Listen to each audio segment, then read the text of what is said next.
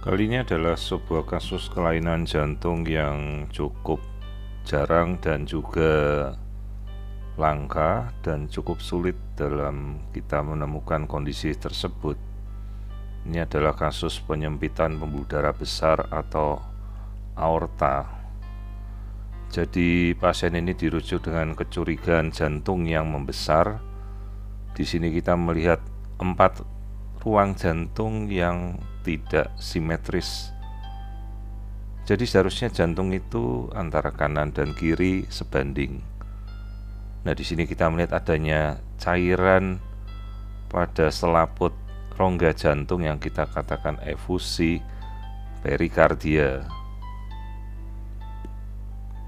Seharusnya cairan di dalam rongga jantung ini tidak ada. Nah, di sini kita bisa melihat aliran darah dari jantung. Sebelah kiri dan kanan kita lihat. Di sini kita melihat adanya pembesaran pada jantung sisi kanan, di mana terjadi right ventricular hypertrophy atau pembesaran ventrikel kanan. Karena logikanya apabila terjadi penyempitan dari aorta atau koarktasio aorta, seharusnya aorta yang dipompa dari jantung kiri, ini karena posisi bayinya sungsang jadi terlihat seolah terbalik, maka seharusnya jantung kiri yang membesar.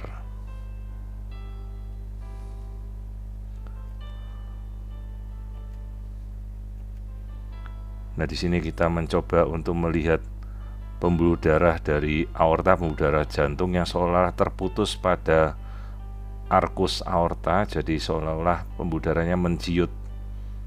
Ini pada seluruh aorta.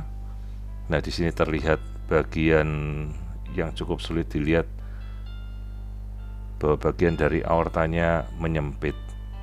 Ya, ada di sini. Ini adalah koarktasio aorta. Sebenarnya cukup sulit untuk kita menilai kasus ini kalau tidak ada kecurigaan jantung yang membesar. Jadi kasus koarktasio aorta itu sangat-sangat sulit untuk kita bisa temukan. Ini adalah penyempitannya di bagian aorta. Jadi seharusnya kaliber pembuluh darahnya besar, normal, di sini menyempit. Kecurigaannya bermula dari pembesaran jantung yang tidak simetris, baru kemudian kita telusuri ternyata terjadi problem yang lain yang kita temukan, yaitu aortic coarctation, coarctatio aorta, penyempitan pada daerah aortanya. Jadi di sini adalah pembuluh darah yang menyempit, menciut. Kembali kita amati jantung kanan yang membesar, juga terlihat adanya ventricle septal defect. Sementara atrium tidak terlihat ada sekat, jadi seolah terjadi atrial septal defect.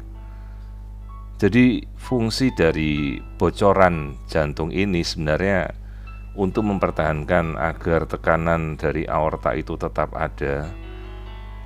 Jadi dia menyeimbangkan fungsi dari jantung sebelah kirinya. Seharusnya sebelah kirinya yang membesar karena aorta menyempit. Jadi jantung kanan ikut bekerja lebih keras sehingga terjadi aliran darah kolateral jantung kanan ini menjadi kompensasi dan membesar. Kalau tidak terjadi ventricle septal defect, justru kemungkinan bayi ini tidak bertahan dan bisa terjadi pulmonary hypertension sejak dari dalam kandungan. Jadi terlihat ini kardiomegali, jantungnya membesar. Kecurigaan kita kenapa jantung ini membesar, kita temukan ada ventricle septal defect. Baru kita lihat aorta, ternyata aortanya terjadi penyempitan pada area arcus aorta atau aortic arch yang kita namakan coarctatio aorta.